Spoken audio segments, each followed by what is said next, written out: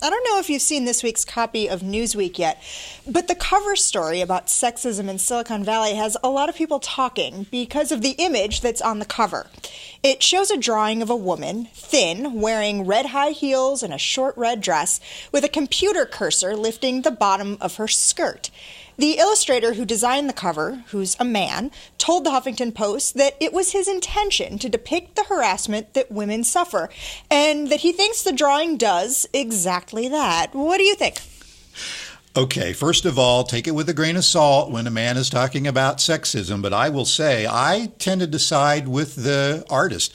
I mean, he basically is, and this cover story is all about sexism in Silicon Valley, how entrenched it is, how demeaning it is, the impact it's having on the lives of women and also on our ability to, think creatively. The story is extremely well done from my point of view, and that cover really says it all. Here's a cursor looking up the skirt of a young woman carrying a laptop.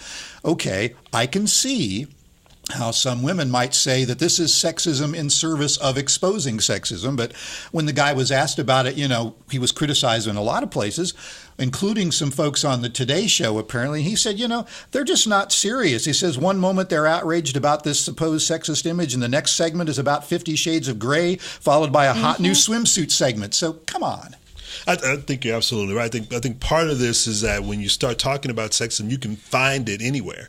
And I think what he was trying to do, and maybe what Newsweek was trying to do, is to get eyeballs to that article, which I agree with Mike. Which is the purpose of every magazine cover. Exactly. I mean, it's meant to sell issues of the magazine. I mean, we have talked before about Newsweek and its covers, and sometimes they will distort reality to sell a magazine. You think of that famous or infamous mom breastfeeding her 4-year-old. Well, that's not really what the story was all about, or the Muslim rage cover, But in this instance, I think the artist managed to capture the reality of that story better than a photograph or a video or some other kind of medium might have done. I mean, think about it. What I'm very interested in, and you can find this if you go on the Links blog, is that now you have this sort of discourse going on among those who are within Silicon Valley and what's going on about the level of sexism and whether or not what some of the things in the article are true or not true. And you have some women coming back in saying, wait a minute, it's not as bad as this article makes it out to be. So now you've got these conversations going on, and I think